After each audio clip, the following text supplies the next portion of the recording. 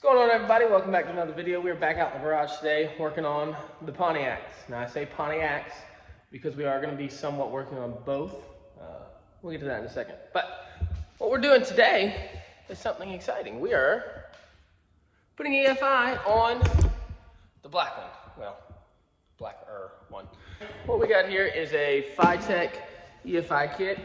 Now, this kit comes with the throttle body, handheld computer, all the wiring, some sensors, O2 stuff, yada, yada, yada. Now you can get what they call a master kit, which gives you fuel lines and an inline fuel pump, because obviously EFI runs higher pressure than the mechanical pump on these cars would do. So you either have to get the master kit, which has fuel lines and an inline fuel pump, or you can buy a fuel tank with a pump built into it. Now, one of the big reasons I was really excited about this car right here is because the guy I bought it from just put an EFI tank in this car and AN lines all the way to the front.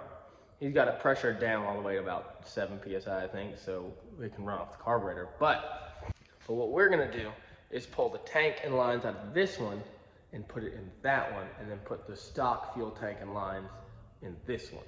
So this one we're gonna just leave carbureted, yada, yada, yada. That one we're gonna put the EFI stuff in and put the Fitech kit in. So what we got here, like I said, I got my Fitech throttle body, got some intake gaskets, and Edelbrock intake just to get rid of the cast iron intake, which still has the EGR crap on it and all that stuff. So pay no attention to how dirty it is. It's been sitting on the shelf for like 4 or 5 years. Anyhow, so we're gonna dive into this thing. I'll pull out the box, show you everything about it, and then we're gonna start ripping these two apart. So let's jump into it.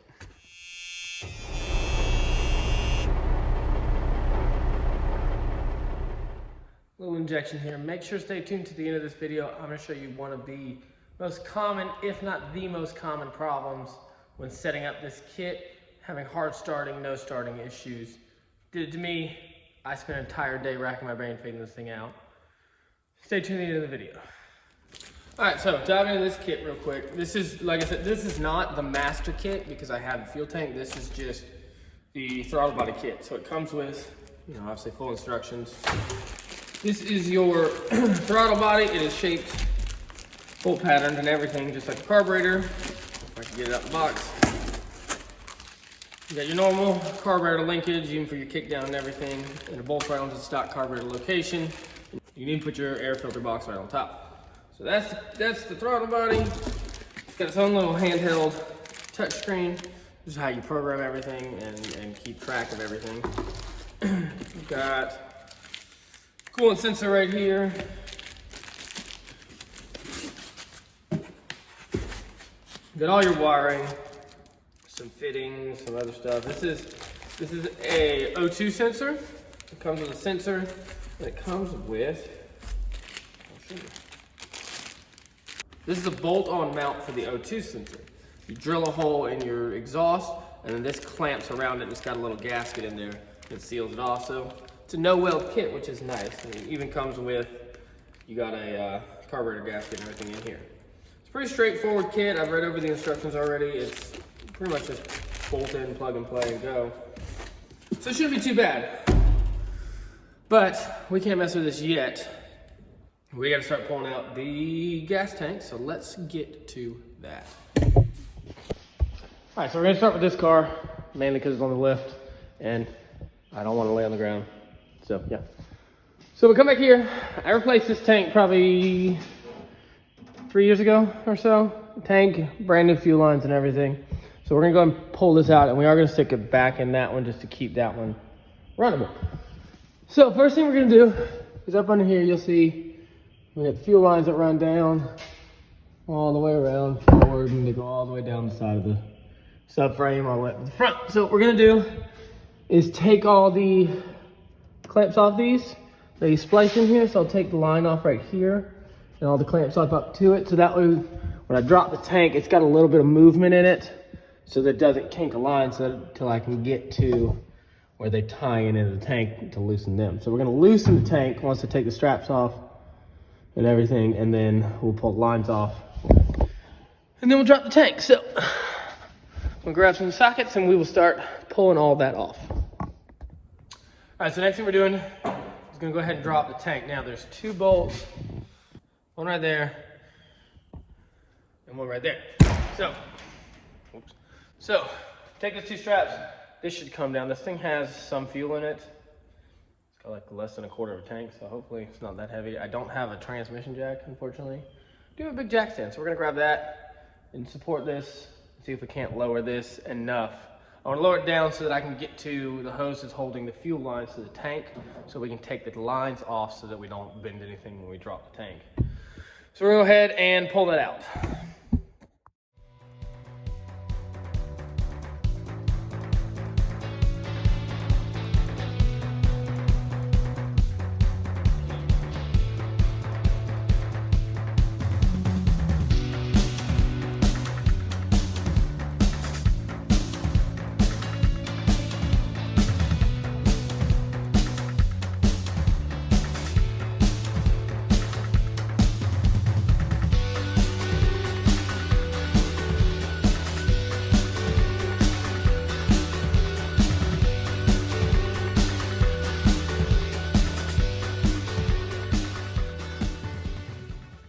All right, so any of you diehard Pontiac people that have been screaming at me that I was wrong, you're correct. It's been a couple years since I've been under here.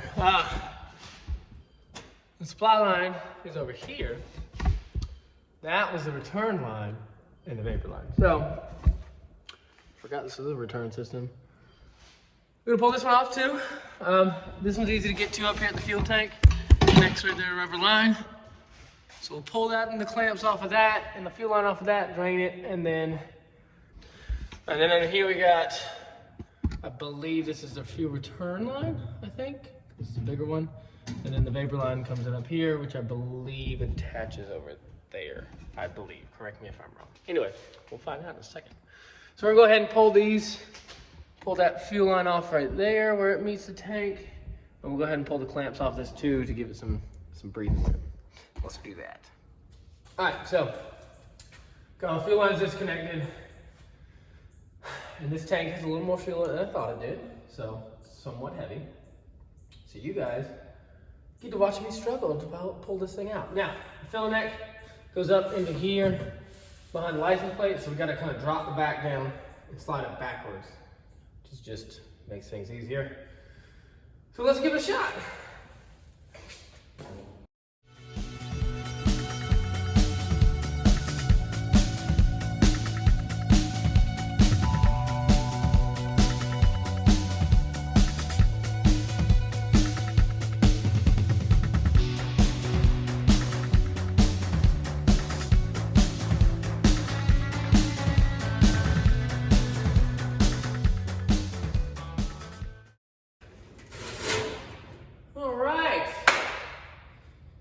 Easy peasy. It's awkward when there's fuel in there. Anyway, so we'll go ahead, we'll lower the lift, slide this thing off, and then we'll go ahead and pull the fuel lines out all the way up to the fuel pump, and then we will switch to the other car. Let's do that. All right, so I got the fuel lines out.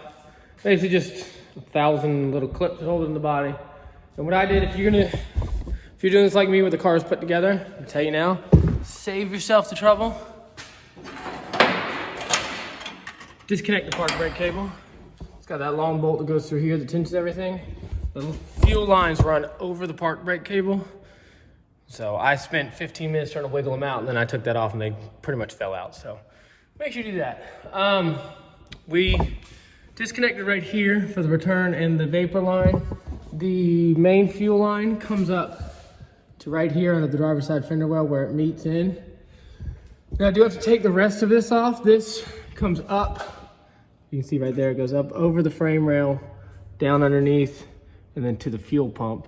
And then the return line goes up over the frame rail, and it follows around here, which is, this is the brake line, this is the return line, and it goes up, over, and back. And that's what you see coming off down here. And then the vapor line follows basically up on the frame rail, up, over. It's the one right there with the little blue clamp on it. And then it goes over and up to the charcoal canister. So we're gonna remove all that. The charcoal canister's gone. We don't need that anymore. All the vacuum lines that go from the charcoal canister to the intake are gonna, or to the carburetor are gonna go. And then, like I said, we're gonna pull the intake and put the aluminum metal block one on there. So we are almost done under here. I gotta take all the clamps off, you know, on the frame rails up here. There's, you know, these clamps and everything. Pull all that off, and then we can pull all that stuff out, lower the car down. I'll go ahead and rip the charcoal canister out, get all the associated lines off of that, and then we will jump over to that car. So let's do that.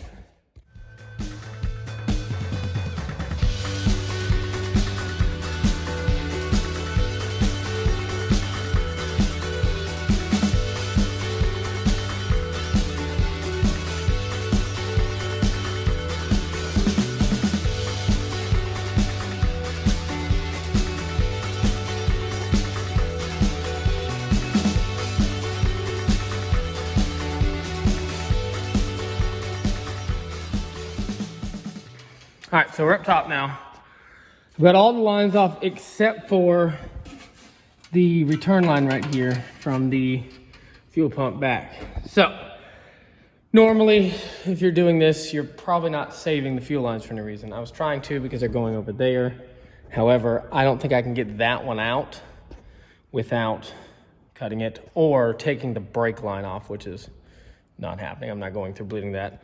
I got these lines from Inline Tube when I first built the car, and I know you can buy them piece by piece, so I'm probably gonna have to cut this right here just to get it out, because it actually goes, which is my fault, it weaves underneath here and then over top of it over here. So there's no way to get that out because it 90s right there. So I'm gonna cut it, pull it out, order a new one for that car. We'll deal with it later. So now that we're up here, like I said, this is the charcoal canister down here. I'm gonna pull this out and get rid of this. Honestly, I think there's no charcoal left in it anyway. There is this line, which came from it to the carburetor. I think that actually goes straight to manifold. No, that goes to carburetor. Anyway, then there was, that one was here, I believe. This one went to the actual, that hard line that went back to the tank. And this is just a vacuum line. It goes right here up to the carburetor. So we're gonna pull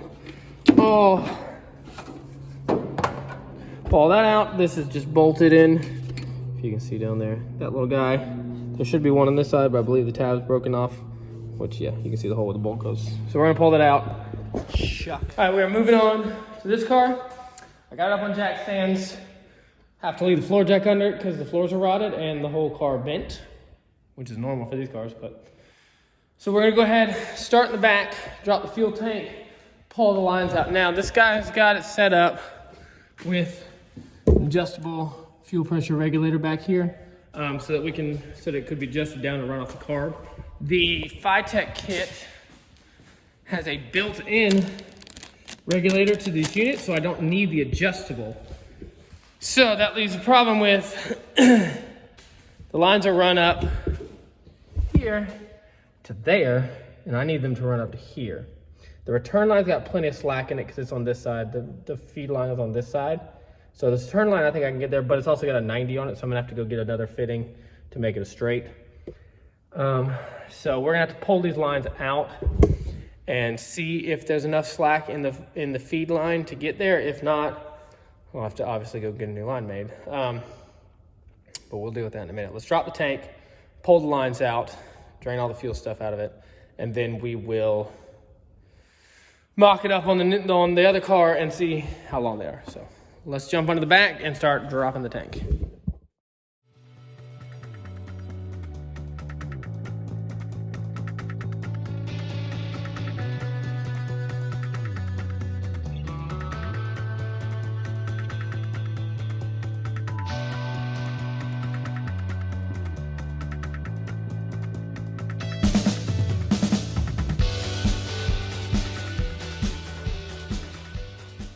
All right, now these are AN lines on this car. I don't know what AN means, to be honest with you.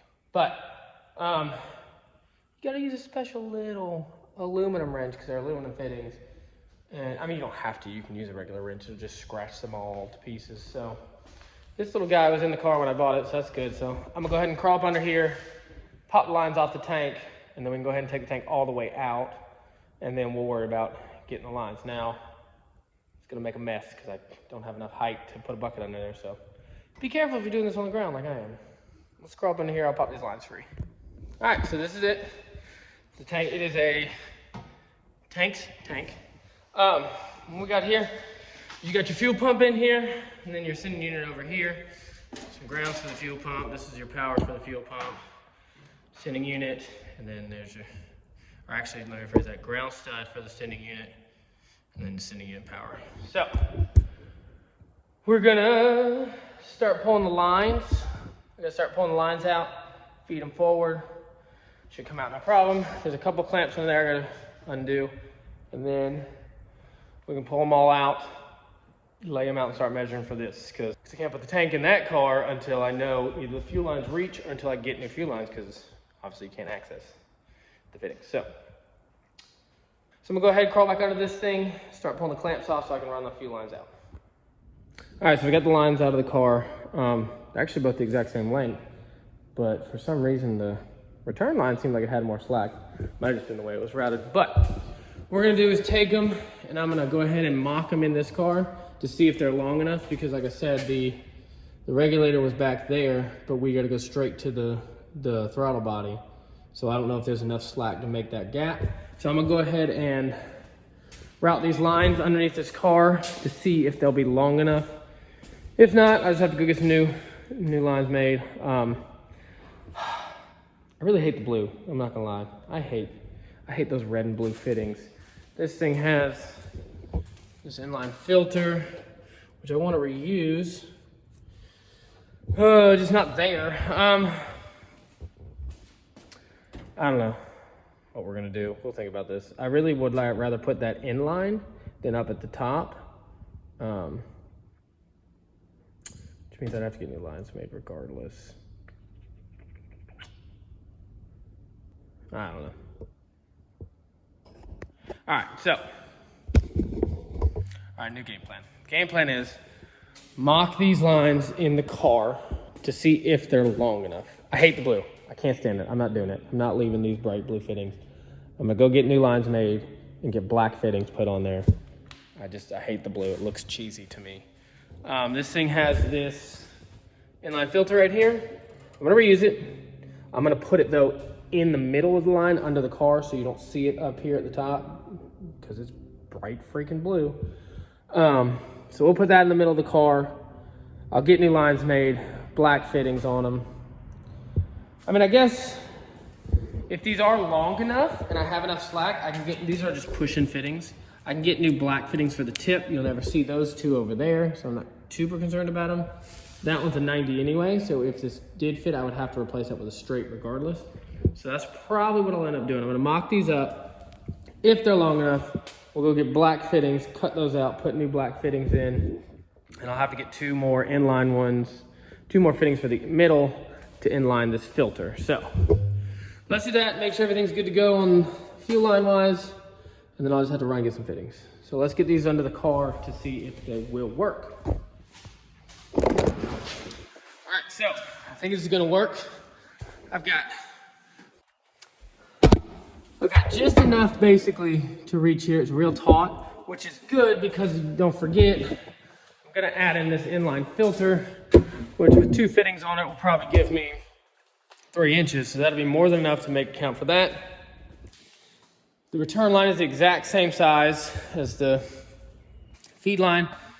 So all I gotta do is get some new fittings. I'm gonna get a couple black fittings. I need two straight ones like that where they enter the back of the carb.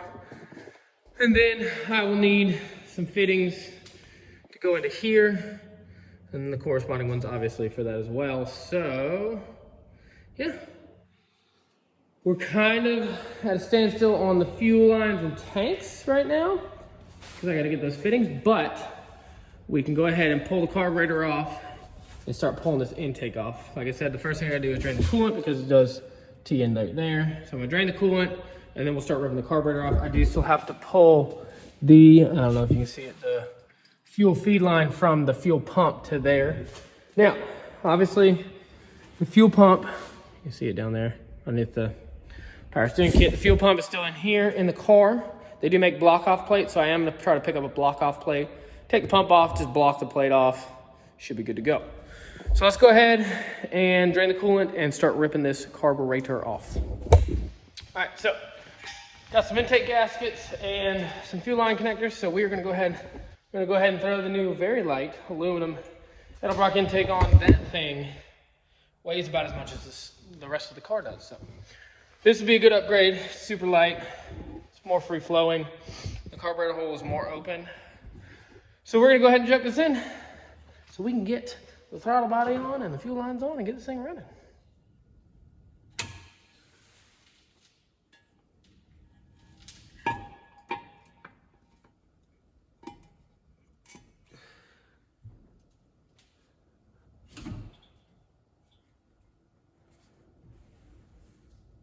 All right, so problem I'm running into is the little humps here of the intake are actually hitting the valve covers before it's sitting all the way in.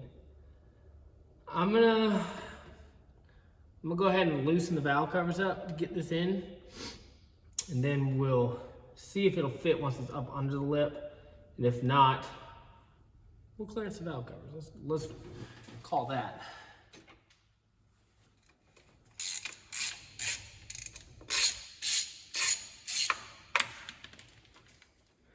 All right, so I got the intake on. The camera ran out of storage, so I didn't get to film the whole thing, but you know how an intake goes.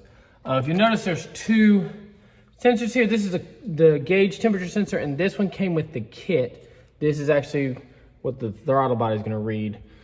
But anyway, that's in, so we're gonna go ahead and get ready to throw this on. The kit came with multiple different gaskets, a thicker one, a smaller one, and it even came with the intake gasket for up here. This is an aftermarket Edelbrock intake, so you can see the port is wider. So I went ahead and stuck this on and then stuck a Sharpie in the port and marked around it. So I'm actually gonna trim this gasket to fit so we get more airflow and more fuel flow into the engine. All right, so throttle body is on. I did go ahead and hook the coolant temp sensor up. There's a bunch of other wires back here and everything. We'll wire that up in a few minutes. I'm gonna go ahead and try to run the fuel system. I wanna get the tank and the lines taken care of, and the O2 sensor while I'm under the car. One thing I do want to say is, back here, there are 3 ports. This port is for your PCV valve. One over there is for your brake booster, and there's a little one. Where'd you go, right? Back there is for your vacuum advance. So, don't forget to hook those up. So we're gonna go ahead and get the car back up in the air, and I'm gonna go ahead and throw the fuel lines and the tank back in. So let's get under there and get that going. All right, so I got the feed line made to the fuel line. This is that fuel filter that was in line. They had it at the carburetor on this old car. Just got some fittings, put it in line to where it'd be tucked under the car, and I went ahead and got black fittings up front. Unfortunately, they didn't have any that necked down from this, what is this, 1/2-inch hose, 5/8 hose to the right 6-6AN fitting, so I had to do a connector, but it matches the same color as the connectors on the back of the throttle body anyway. So we're gonna go ahead and slide this up to the throttle body and then to the back of the car and start bolting it up to where it tucks up out of the way. All right, so I'm gonna go ahead and hook the lines to the tank. And then put the tank up, and then I'll worry about stringing the lines up under the car. I've got my grounds hooked up. Gotta hook my power back up for the fuel sender, but I gotta get close for that. I'll make sure to run these up and over, out of the way of the exhaust, so nothing, catches fire down the road. And then we should be good to throw the tank in. So I'm gonna get these lines strung and then we'll get the tank up.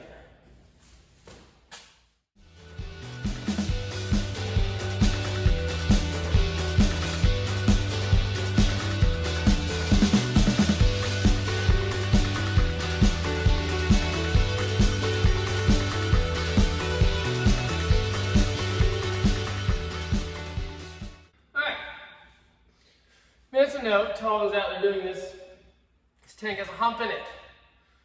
One tank is longer, or one tank strap is longer than the other, because it makes sense. Make sure you got them on the right side or you're gonna have trouble bolting things in, so yeah. All right, tank is in. I just got to kind of loosen up with the straps. I got to go ahead and tighten up the fuel lines to the tank, make sure they're good. Hook the vent line up. It came with a little bracket that holds it up out of the way. I do have to wire in for the power for the fuel pump, but I got to run the relay up front first, and then we'll run wires after that. I'm going to go ahead, tighten up the fuel lines, put all the clamps on the hose underneath the car to keep them all tucked up out of the way. Then we'll cinch down the tank straps, and we can move back up top and start the wiring. So let's jump on that real quick. All right, pay no attention to the mess. I got other things happening as well, but we're moving on to the wiring. This is all the wiring that comes in the kit. Pretty simple, pretty straightforward. The kit is great. It's got diagrams for everything, whether you got an HEI distributor, whether you got, this would be sort of like a MSD box, or it even has diagrams if you got a coil. So basically real simple and easy. This is a relay block. It's got 2 relays and some fuses in there. So what this does, this right here, little Deutsch connector, connects into a wire coming out of the new throttle body. And then on the other side of this is gonna be our input from here. Orange wire goes to the fuel pump, red wire goes straight to battery. And from this 6-pin connector, everything else goes downstream basically. This right here controls most of your throttle body info, or most of your throttle body power and ground, all that good stuff. So this connector goes to another port on the throttle body. You got this black and yellow are optional. You can go for a fan, and this can increase the RPM when the AC is turned on. It's got to be grounded to activate it, so you can just wire that in somewhere in the AC system when it's grounded. These 2 wires, everything's labeled too. If you can't see, this key switch ignition. This goes to your tack signal. If you have a coil, it would go to the coil. All that good stuff. This is to run the handheld. So we'll worry about that later. And even came with some little wire loom. It's cute. But it's pretty much plug and play. This also goes to the handheld. It's pretty plug and play. And the only thing is the O2 we still got to put in, and then that goes to another connector that's in the throttle body itself. So I'm gonna go ahead and start with this. We're gonna find a good place to mount this. It does give you some lead on the throttle body side to get, to the firewall, to wherever you want to. So we're gonna start with this, find a good place to mount it, and get to wiring. All right, so I got the Fitech box through the firewall. That's just dirt. Don't pay attention to that. If you remember, if you watched the video when I did the Vintage Air AC system, AC should be here, but it's not. So I placed it with that. And if you remember, I put a breaker right there for the AC system. That's the main power, and that's straight battery power right there. And that ties into the AC system. So works out good for me because right here is a battery power source. So I'm just gonna snip that, go there. The orange wire goes down, and that is gonna run to my fuel pump in the back. I'm gonna have that just follow the lines. The fuel line to the back, and hook that to the fuel pump, because this has its own relay in it, so I don't need to run a relay to it. That car over there, they had a separate relay going to it. I don't need any of that stuff. So I can tee off of this because it got its own relay. It's good to go. And then these, like I said, I am gonna run the black one. I'm gonna run the black one because I do have the air conditioning. And then these 2, this one I have an HEI distributor, so the blue one, just run straight to the tack signal right there. And this white one, I gotta put to ignition.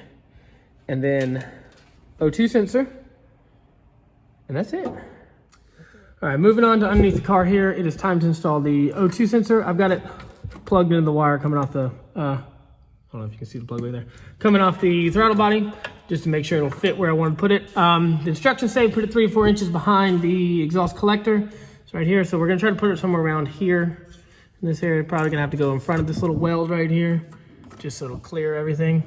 They want you to put it, I think it said at least 10 degrees above level. So, like that, like up, they said it's not impervious to water, and water can damage it, so they want it up out of the way. So what we're gonna do is take the 3 bolts out, drop this down a little bit so I can get to a drill bit up here. Gotta drill a 7/8 inch hole, so I had to go get this massive sucker. So we're gonna drill some holes and get this installed. so that we can finish it up. I did go ahead and you can see I loomed it up and then just zip tied up along the fuel line.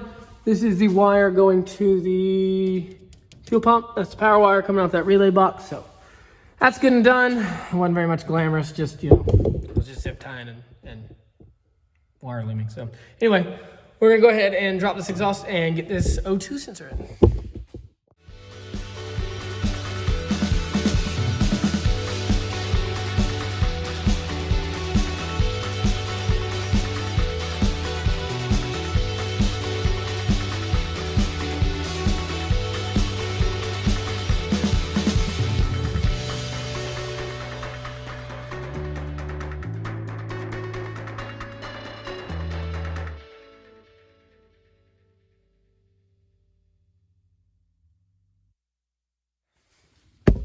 All right, we're on to the last step before we can put the battery back in, start programming this thing, and that is run the wire for the handheld.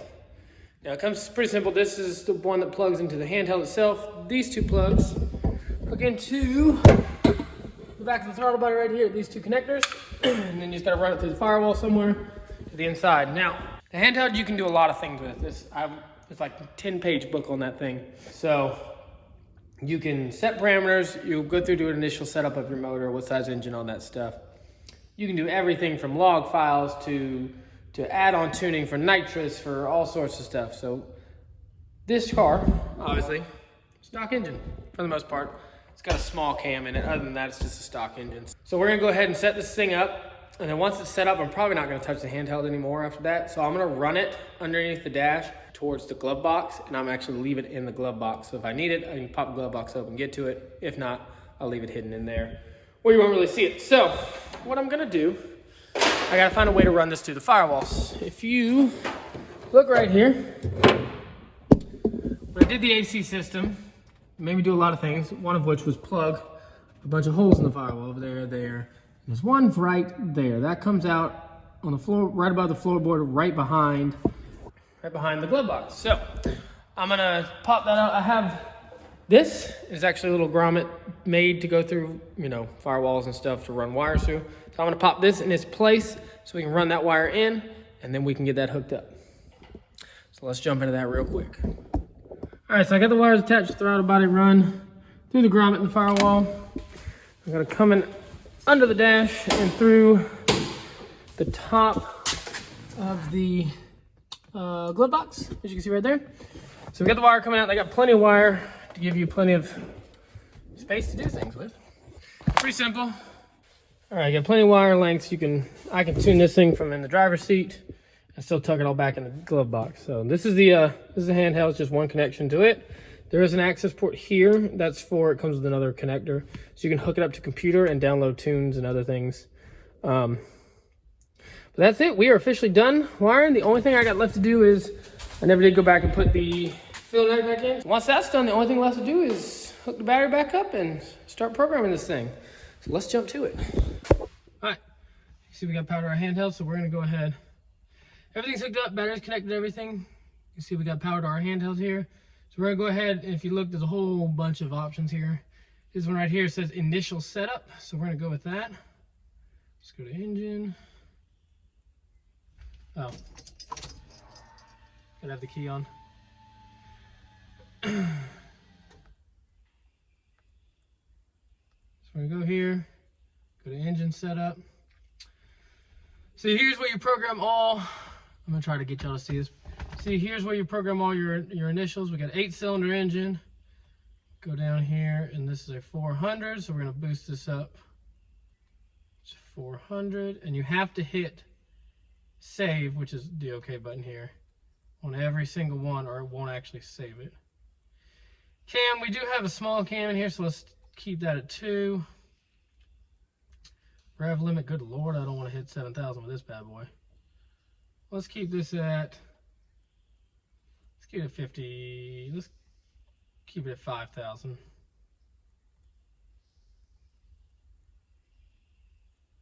gonna keep the rev limit up at 52, just because I'd rather not blow it up. Warm idle, 720, that sounds fine to me. I'll run an ethanol. All right, so all this is ECU. Then back, let's go down to fuel setup. Regulator reference, yes. Back. Idle setup. Okay, good. Actually, I'm gonna go ahead and just hit save on that. Don't have a fan. Oops. I'm gonna disable that because I don't have a fan. If I need to run one, we'll do that. AC control. I'm gonna disable that for now. I haven't set that up. All right, so that's all that. You can go up here. There are they have plenty of options here on everything. You can actually set up here. They have what's called large gauges. When you run it, it'll set up. It can do, I think it's set up to 4, and it'll read out the temperatures for them, or read out the readings for whatever you set. So if you click, you know, RPM.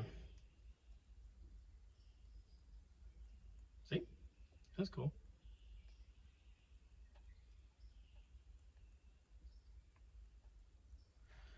Let's see, let's go with that. Let's see what our air fuel ratio is. Just leave that one on too. And then vehicle speed and coolant. Let's do that one. So that's what it means by large gauges. It comes up like that. Shows you your things. So that's all set. Display setup. Sleep mode. Cool. So that's it. We should be all set up. These are things you can read and write, you know, tuning programs. I'm sorry, I haven't been showing y'all jack diddly, have I? So here you can, you know, you got options to read and write. Calibrations, this, that, and the other. Tuning, you can fuel control, idle control, a lot of interesting things. Most of this doesn't really apply too much. Crank and warm up.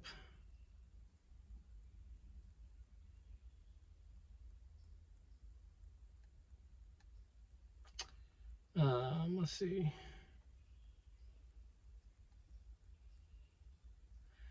A lot of this stuff is simple. We should be set up.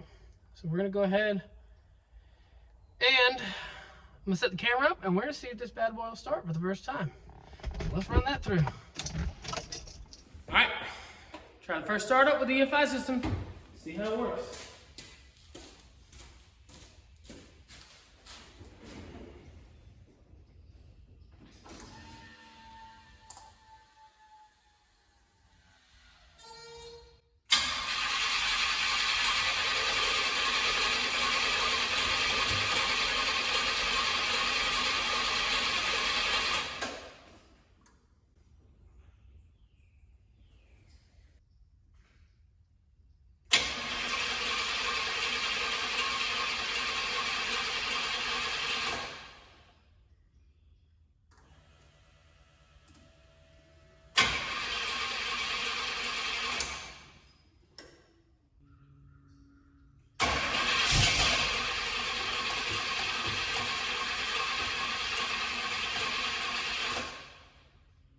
All right, so clearly isn't wanting to start very well. So right now is what I'm having trouble because I'm not getting a tach signal to the ECU inside of the throttle body. Unfortunately, it did just start up a second ago. I wasn't filming it because I've just been trying to troubleshoot this tach issue. It started reading tach signal. So honestly, the only factor left is the actual distributor itself or the module inside the distributor that could be causing this problem because it's a brand new gauge, which is the second gauge I've had in here. I put a used one in there and that didn't do anything. So I bought a brand new gauge, it still didn't do anything. So I bought a brand new wiring harness for the gauge, which is 2 wires. ran that, and now it intermittently works. So it's got to be that distributor. That's what I'm feeling here. I'm gonna go ahead and order a new distributor, get everything ordered brand new, just to kick that out. Because if I lose tack signal, it's gonna shut off because it doesn't know what the RPM the engine is running at. Carburetor didn't really care; it just don't feel regardless. This thing actually has a brain and a computer in it, so I'm gonna do that. But it did fire up, so I'm gonna fire this thing up, show you guys what we got.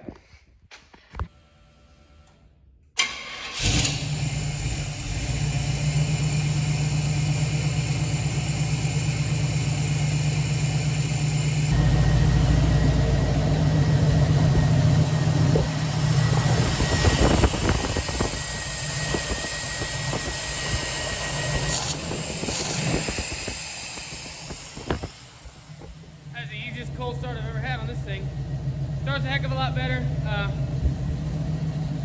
See? We're close to reading here. See, this is what I'm talking about. My tack is reading a little over 1,000 RPM. This is in the 800s. It was just reading 2,000 RPM a minute ago. Let me see if I can show you what happens when I...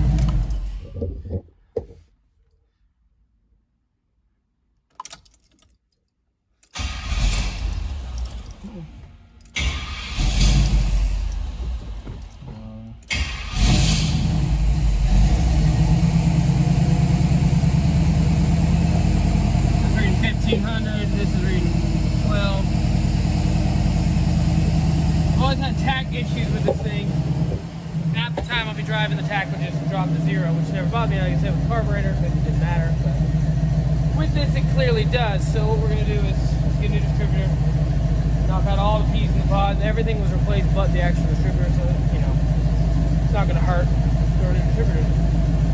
That, and also my fuel gauge is a little wonky now. The guy that wasn't hooked up in that car, the gauge itself. So I've got it hooked up to the original, where the original tank gauge was, but either it's a different reading of the gauge or something going on in the wire. I'll figure that out in a minute, but we're gonna try to get this tack fixed first, and then we'll go from there. All right, so I've been spending the last pretty much a day trying to figure out my no start issue. I'm not gonna tack signal on the handheld when I'm cranking it. You'll see it jump every now and then, but it's usually when I let the key go. So I figured I had an issue with the tack, or with the distributor, or the ignition system, something. Well, a lot of research, a lot of Googling, YouTubing, and on Fitech's troubleshooting website. Come to find out, a big issue is your keyed switch ignition, the white wire. I mean, I've removed everything, but the white wire that comes off of this connector down here, the white one that said key, that has got to go to a keyed ignition source. Now, there's a difference between a keyed ignition source and a keyed source. The keyed source gives you 12 volts with the key on, but not while cranking. The keyed ignition source, you need a source that gives you power while the key's on and while it's cranking. The one I had hooked to would lose power when you crank to start. So I had to switch it to a constant keyed ignition source, whatever you want to call it.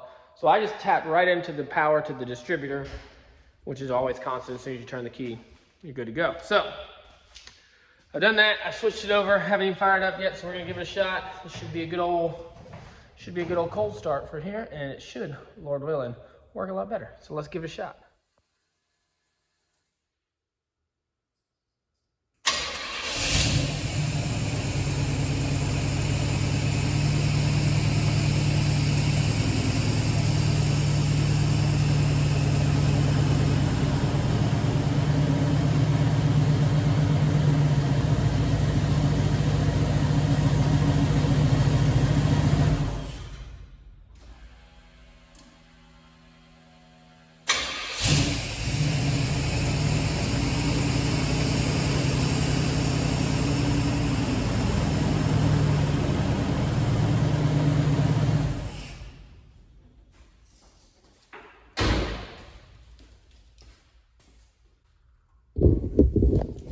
Just like that, problem solved. That thing drove me nuts. I almost spent $108 on a distributor for no reason at all.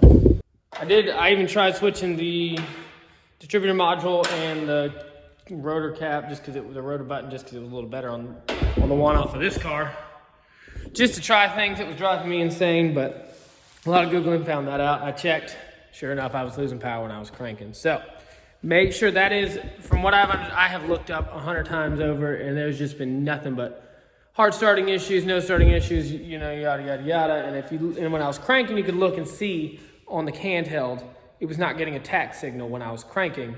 So what it was doing, this thing is programmed, so when you turn the key on, it actually gives a shot of fuel into the engine to help start up. And what it was doing is it would sputter off of that, and I'd get lucky every now and then, and it would sputter longer. So when I let the key off, the engine was still spinning over from the momentum, and it would catch a tack signal then because I'd get power back to it. So that's all the problem. We are good to go now, thank the good heavens. For some weird reason though, I gotta go buy the little, whatever you want to call it, the threaded rod that goes here to hold the intake hat on, or the air filter hat on. It's not a regular, it's not the same size as carburetor, it's actually a 5/16. So gotta go get a piece of threaded rod for that. And we should be up and running. I still gotta figure out the fuel level center issue. I don't know if that's the center in the tank. I don't know what that center of the tank is registered for ohm-wise, so we'll figure that out. But she is running. I'm a happy man because it starts up great now on a cold start, where it's this stinking quadra junk right here let me down a lot. So I couldn't be more happier. I haven't even driven this thing around the block yet, and I couldn't be more happier just because it starts off on the key. I ain't got to push the gas pedal. I'm all excited. I'm gonna do some fine tuning on the keypad and stuff. Might make a little video about that. Depends on how in depth it is. Other than that, we are up and running, good to go. Thank y'all for watching. It's kind of a little bit of a longer video. Like I said, kind of like with the vintage air kit. I've seen a ton of videos and they just kind of breeze through the install. So on stuff like this, I try to make it a very step-by-step, because at least I was looking for them. I looked them up to see if there was any like this, and I can't find any that does every single step. So that's why some of these are a little bit longer, more in-depth videos. A lot of it's just simple stuff, but I want to show you every single step so that someone who's not super mechanical could say, you know what, this is something I can do, walk through it, no big deal. But appreciate y'all watching. As always, give us a like and subscribe. Let me know in the comments how you felt about it. And I got some more stuff on order for this thing, so we have a bunch more projects coming with this, and we are actually going to get on this thing here pretty soon as well. A lot of rust repair, but as always, thank y'all for watching. We'll see y'all in the next video.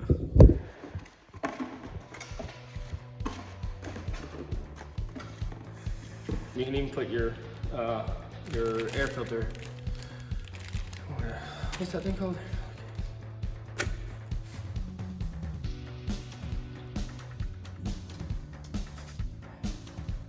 We get this thing in the car. I get this. There's a new cheap, or not cheap. Actually, very not cheap. Oh.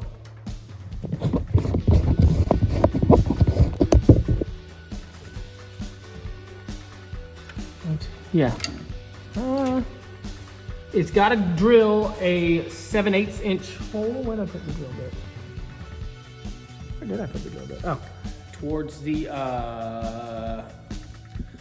we've got power to our handheld. I think we had power.